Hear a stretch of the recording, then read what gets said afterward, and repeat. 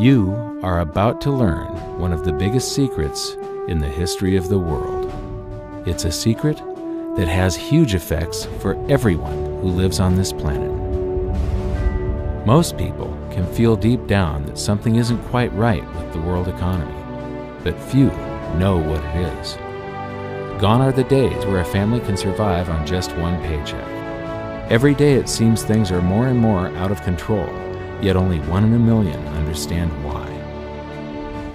You are about to discover the system that is ultimately responsible for most of the inequality in our world today.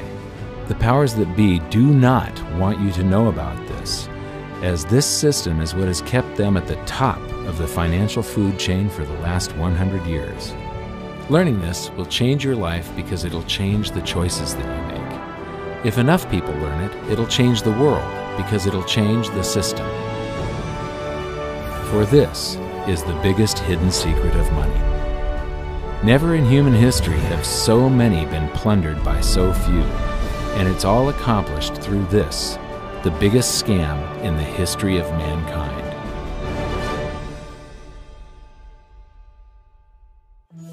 They say that money doesn't grow on trees, but the truth is that the modern banking system creates currency far faster than trees can grow. Most people don't have a clue how currency is created. Economists and bankers make it sound so complex that people think they can't understand it. But I'm going to strip our monetary system down to its essence so that you can see the scam behind the curtain and just how it affects you. Every modern society creates currency in pretty much the same way. But since the US dollar is the majority of the world's currency, I'm going to use the United States as our example. It all starts when some politician says, "Vote for me and I'll make sure the government provides you more free stuff than my opponent will." But there's no such thing as a free lunch. So to provide that supposedly free stuff, the politicians vote for the country to spend more than its income. This is called deficit spending. To pay for that deficit spending, the Treasury borrows currency by issuing a bond. So what's a bond? If you think about it, a bond is really nothing but a glorified IOU. It's a pretty piece of paper with numbers printed on it that says, "Loan me $1 trillion today, and I promise over a 10-year period I'm going to pay you back that $1 trillion plus interest." But what you need to understand is that Treasury bonds are our national debt. These glorified IOUs are to be paid back by you and I and our descendants through future taxation. Therefore, when the government issues a bond, it steals prosperity out of the future so that it can spend it today. The Treasury then holds a bond auction, and the world's largest banks show up and compete to buy part of our national debt and make a profit on it by earning interest. You'll notice that as we move through this process, the big banks are there, taking a cut every step of the way. This isn't by chance, as you'll see shortly. Then, through a shell game called open market operations, the banks get to sell some of those bonds to the Federal Reserve at a profit. To pay for the bonds, the Federal Reserve opens up its big old checkbook and writes bad, bogus, counterfeit checks that should bounce because they're drawn on an account that always has a zero balance. There isn't 1 penny in there. To quote from the Boston Federal Reserve, "When you or I write a check, there must be sufficient funds in our account to cover that check. But when the Federal Reserve writes a check, there is no bank deposit on which that check is drawn. When the Federal Reserve writes a check, it is creating money." The Fed then hands those checks to the banks, and at this point, currency springs into existence. The banks then take that currency and buy more bonds at the next Treasury auction. But what is a check? A check is also an IOU. When you write a check, you're making a note that says, "Here's my IOU for cash. All you have to do is go to the bank and pick it up." Now, it's very, very important that you understand this process because we're going to come back later and show you the devastating effect this has on you. The Treasury issues IOUs, bonds. The banks then buy those IOUs with currency. The Federal Reserve then writes IOUs, checks, and hands them to the banks in exchange for the Treasury's IOUs, the bonds. And currency is created. So what's really happening is the Federal Reserve and the Treasury are just swapping IOUs, using the banks as middlemen, and abracadabra, presto, currency magically springs into existence. This process repeats and repeats over and over again, enriching the banks and indebting the public by raising the national debt. The end result is that there's a buildup of bonds at the Federal Reserve and currency at the Treasury. This process is also where all paper currency comes from. The Federal Reserve and the government mistakenly call it base money because they didn't watch episode 1 of this series and they don't know the difference between money and currency. But I will correctly refer to it as base currency because it is not money. It is currency, and as we've learned, there is a big difference. Money has to be a store of value and maintain its purchasing power over long periods of time. We learned in episode 1 that earlier in our history, our paper currency was just a claim check. It was a representation for real money of intrinsic value, the gold and silver that was held on deposit at the Treasury. You could walk into any bank and slap your currency, like say a $20 bill, on the counter and redeem it for real money, a $20 gold piece. But now, this base currency that's piling up back here is really nothing but a receipt or a claim check on an IOU, that bond. So it's really nothing but a supply of numbers. The Treasury then deposits the newly created currency into the various branches of the government, and the politicians say, "Hey, thanks for that." And the government does some deficit spending on public works, social programs, and war. The government employees, contractors, and soldiers then deposit their pay in the banks. Now, this may come as a shock to you, but when you deposit your currency with the bank, you're not actually depositing it into an account to be safely held in trust for you. Instead, you're actually loaning the bank your currency, and within certain legal limits, they can do with it pretty much anything they please. This includes gambling in the stock market and loaning it out, at a profit, of course. Now this is where the machine of currency creation really gets cranking, because this is where something called fractional reserve lending comes into play. Fractional reserve lending is exactly what it says.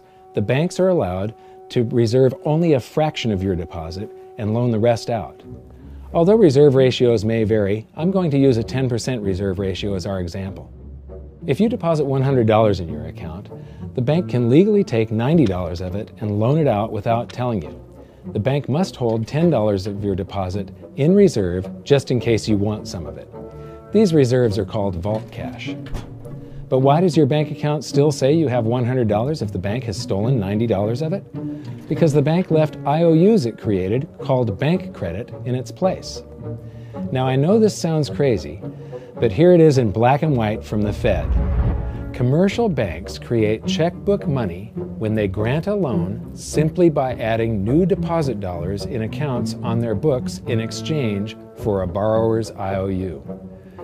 These are nothing but numbers that the banks type into their computers. And even though these bank credit IOU numbers are very different from base currency numbers, because they only exist in computers, they are still currency. So now there is $190 in existence. Now the reason people take out loans from the banks is to buy something. They're going to buy a house or a car or something like that. So the borrower takes the $90 that the bank loaned to him from your account and he pays the seller of the item. But then the seller deposits that currency into his account and his bank loans out 90% of that and leaves bank credit numbers in its place. So now there's $271 in existence. This process repeats and repeats until under a 10% reserve ratio, an initial deposit of just $100 can create up to $1,000 of bank credit, all backed by $100 of vault cash, just 10%. But as I said, reserve ratios vary wildly. On some deposits, it's 10%, on others, it's 3%, and on some forms of deposits, reserve requirements are 0. The result is that the expansion of the currency supply by the banks is far greater than even this example would lead you to believe. So once again, when currency is deposited in the banks get to lend it out, and then it gets redeposited and relent, redeposited and relent, redeposited and relent over and over again, creating bank credit all the way. This is where the vast majority of our currency supply comes from. In fact, 92 to 96% of all currency in existence is created not by the government, but here in the banking system. Now, massive amounts of currency spewing into society may at first sound like a fun idea. That is, until you remember one of the most important hidden secrets of money from episode 1, that the prices of everyday goods and services act as a sponge on an expanding currency supply. The more currency we have, the more prices rise. This is where inflation comes from. The true definition of inflation is an expansion of the currency supply. Rising prices are merely the symptom. So our entire currency supply is nothing but a couple of bucks whipped up in this hocus-pocus scam where the Treasury and the Federal Reserve swap glorified IOUs, and a bunch of numbers that the banks just type into their computers. That's it. That's our entire currency supply. It's nothing but a supply of numbers. Some of them printed, most of them typed, and there is nothing else. But if you thought that was crazy, get ready to enter the twilight zone of modern economics.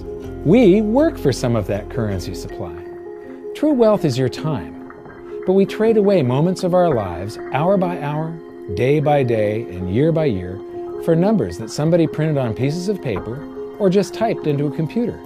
Now those numbers represent our blood, sweat, tears, labor, ideas, and talent. We are what gives the currency its value. But here comes the really cruel joke. We work hard so that we can save some of that currency, so that we can pay the tax collector. In the United States, it's known as the IRS.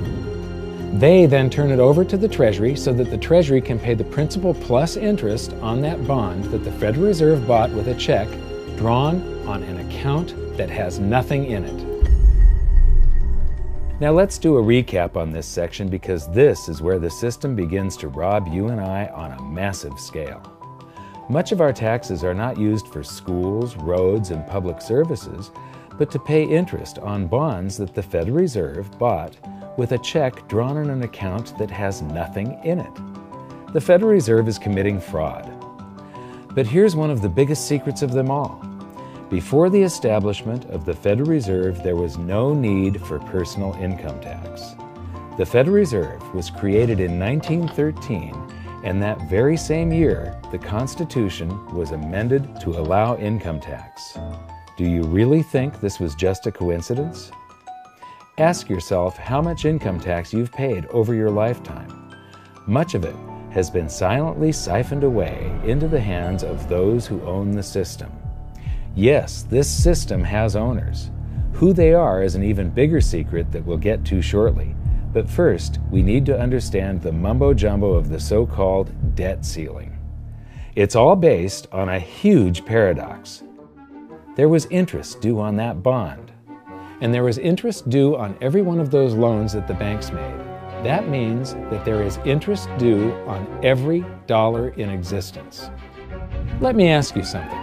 If you borrow the very first dollar into existence, and that's the only dollar that exists on the planet, but you promise to pay it back plus another dollar's worth of interest, where do you get the second dollar to pay the interest? The answer is that you have to borrow that one into existence and promise to pay it back with interest as well. So now there are $2 in existence, but you owe $4, and so on and so on. The result is there's never enough currency to pay the debt.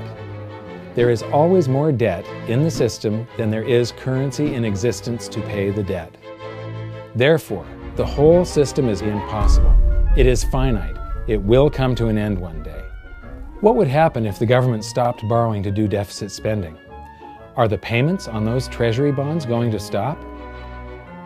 What would happen if the public stopped borrowing and going deeper into debt? Are your house and car payments going to stop? No. There is a payment due every month on the principal plus the interest on every dollar in existence, and those payments do not stop. If we stop borrowing, then no new currency is created to replace the currency that we used to make those payments. Whether you're making a payment on a loan or paying tax to make a payment on a bond, the portion of the payment that goes to pay off the principal extinguishes that portion of the debt. But the debt also extinguishes the currency. Currency and debt are like matter and antimatter. When they meet, they annihilate each other. If we just pay off the principal only on all the loans and bonds that exist, the entire currency supply just vanishes. So if we don't go deeper into debt every year, look what happens. The whole thing goes into a deflationary collapse under the weight of those payments. Politicians and pundits alike talk about balancing the budget, paying down the debt, and living within our means. They don't understand that that is deflationary. It is impossible to do under our current monetary system without collapsing the whole economy. This is why any talk of a debt ceiling is not only ridiculous, it's delusional. The system is designed to require ever-increasing levels of debt just to continue. And that's why politicians will always kick the can down the road and raise this so-called debt ceiling over and over again until the whole system finally collapses under its own weight. In other words, they don't want it to collapse on their watch. The Founding Fathers of the United States knew the dangers of central banking and fought to free themselves from this very thing. The Revolutionary War started out as a tax revolt, but now we must pay tax just to have a monetary system. Having just suffered through the hyperinflation of the continental dollar, which was printed into oblivion to finance the Revolutionary War, they understood the dangers of fiat currency and debt-based monetary systems. So to protect future generations from institutional theft and out-of-control government, they wrote into the Constitution that only gold and silver can be money for the simple fact that you can't print them. Our current system is not only unconstitutional, but it robs us of the liberty and prosperity our forefathers fought and died for. We are all feeling the effects of ignoring the Constitution right now. By forcing more currency into circulation, our purchasing power is diluted. Inflation is a slow and insidious stealth tax that is simply the result of this debt-based monetary system. This system empowers and benefits those who create the currency and receive it first, as they get to spend it into circulation before it has an effect on the economy. They're stealing purchasing power from you and transferring it to the banks and the government every hour of every day because of this false monetary system. And it's not like the people at the top don't know this. To quote the Federal Reserve, the decrease in purchasing power incurred by the holders of money due to inflation imparts gains to the issuers of money. This is a fraud. It is a pyramid scheme, it is a Ponzi scheme, it's a scam, and it's a lie. Our entire monetary system is nothing but a form of legalized theft. But here's the biggest con job of them all. The Federal Reserve is not federal, it has stockholders. There is no federal agency that has stockholders. What's a stockholder? A share of stock represents a percentage of ownership in a corporation. So the stockholders are the owners of that corporation. Therefore, the Federal Reserve is a private corporation with owners. And you can see it for yourself if you go to the Federal Reserve's website, and it will say, the stockholders receive an annual dividend of 6%. Now we know that the stock in the Federal Reserve was originally issued to the largest banks in the United States. But because of mergers and acquisitions through the years, you can't actually trace who owns the stock in the Federal Reserve. That's a very closely guarded secret. My guess would be that the owners are those primary dealers, the banks that get to make a profit by selling part of our national debt, those bonds, to the Federal Reserve, who buys them with a check from nothing.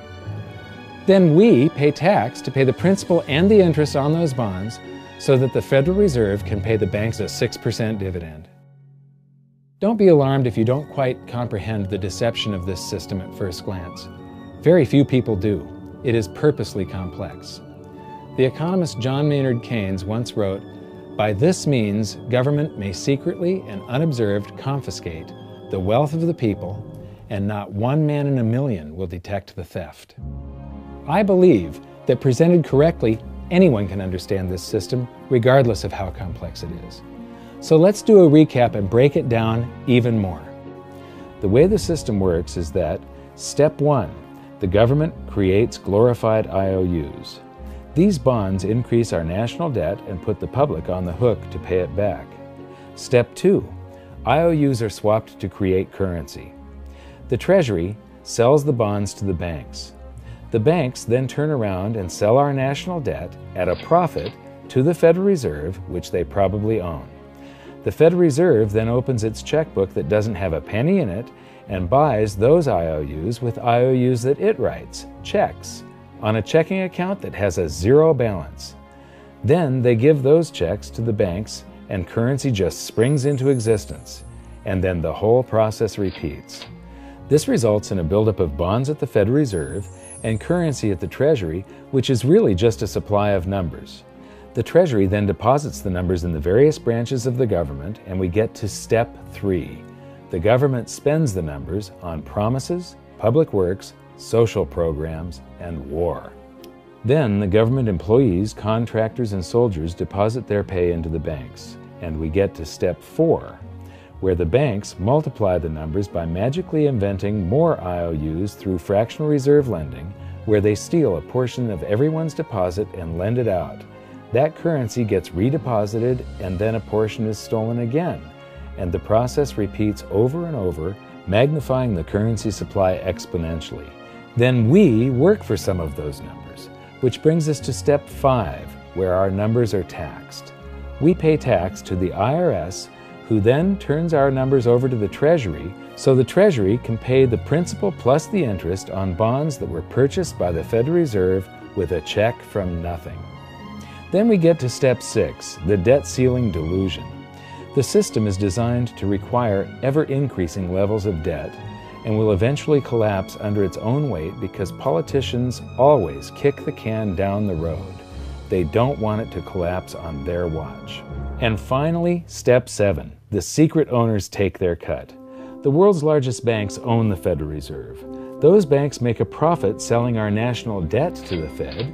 They make a profit when the Fed pays them interest on the reserves held at the Fed, and the Fed pays them a 6% dividend on their ownership of the Fed. This system is fundamentally evil. It funnels wealth from the working population to the government and the banking sector. It is the cause of the artificial booms and busts of modern economies, and it causes great disparity of wealth between the rich and the working class. And it is only possible because we no longer use real money, we use currency. But worst of all, it is a form of enslavement. Bond is the root word of bondage. Whenever a government issues a bond, it is a promise to make us pay tax in the future. Nobody asked you if you wanted to pay tax today for the prosperity we all enjoyed in the last century. Nobody is asking our children if they want to work hard in the future to pay for the prosperity we're enjoying now. George Washington once wrote to James Madison, "No generation has the right to contract debts greater than can be paid off during the course of its own existence." By stealing prosperity from tomorrow so we can spend it today, we enslave ourselves and future generations. Now this all sounds pretty bad, but there is great hope, for you are the greatest threat to this false monetary system. This system relies on the public being ignorant of its workings. Please share this knowledge with everyone you know, because an informed public that fully understands the system can build a better future for generations to come. And now I leave you with this quote, widely attributed to a former director of the Bank of England. The modern banking system manufactures money out of nothing. The process is perhaps the most astounding piece of sleight of hand that was ever invented. Banking was conceived in inequity and born in sin. Bankers own the earth.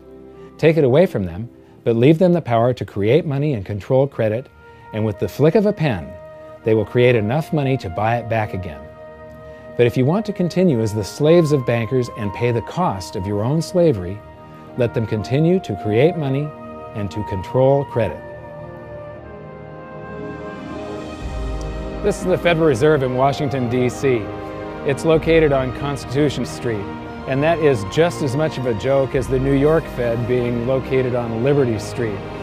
Both of them are unconstitutional, both of them limit our liberty, and they transfer wealth away from us every second of every day to the Federal Reserve, to the government, and to the banking sector. You are now among the 1 in a million who can detect the theft of your prosperity. So the big question is, what can you do about it? 1. Watch this video until you can describe and teach it to others. Those who understand this system can make preparations for its unavoidable collapse and protect themselves. History shows that those who don't will probably be wiped out. 2. Share this video with everyone, especially those you care about. All it takes is a mouse click or two to get this message in front of millions. Post this video on Facebook, tweet it, email it to loved ones. Please share it wherever you can. 3. Join the conversation. The current world monetary system is based on a 300-year-old design meant to enrich a few at the expense of the many. There must be a better way. At hiddensecretsofmoney.com, we've created an open-source platform for the design and development of a new world monetary system. We're calling on every economist, every student, every college, every bright mind, and anyone who cares to join the discussion. In educating ourselves and each other, we can prevent the further loss of our freedoms and maybe, just maybe, win some of them back.